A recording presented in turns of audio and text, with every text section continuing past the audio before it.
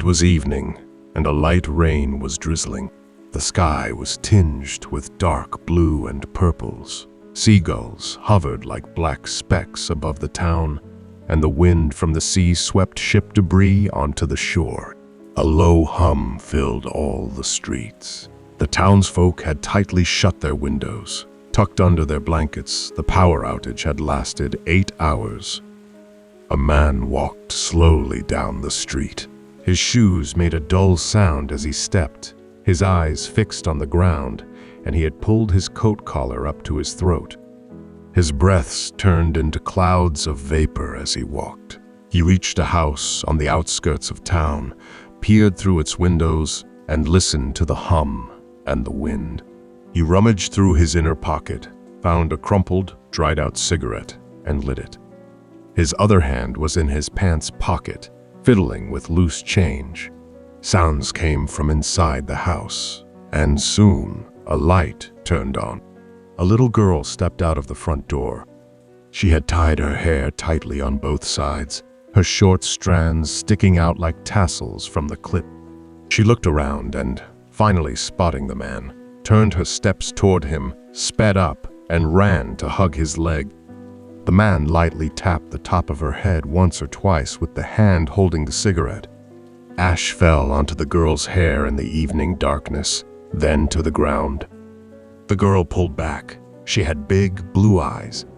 At first, she looked affectionate and longing. But soon, her jaw tensed and her eyes narrowed with anger. She patted his other leg, reached into his pocket, and as she yanked his hand out, a few coins rolled onto the pavement. She squeezed, pinched, and bit the hand she'd pulled free. She brought it to her nose and sniffed. The smell of coins must not have pleased her because she stepped back.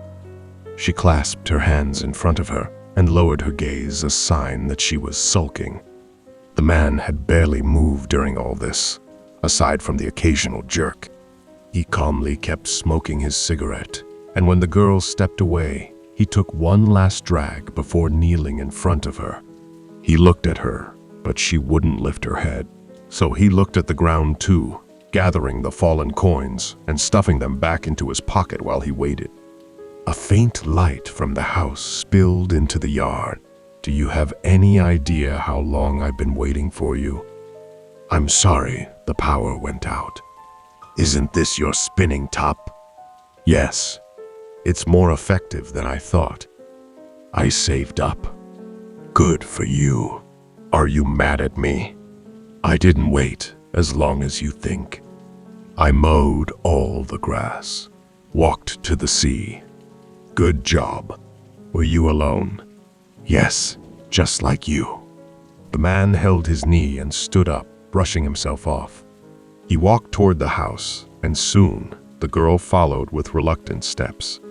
The hum still lingered. They followed the path, lit by the spinning top, as they trampled over the freshly cut grass. Uneven in length, the girl looked up at the seagulls overhead.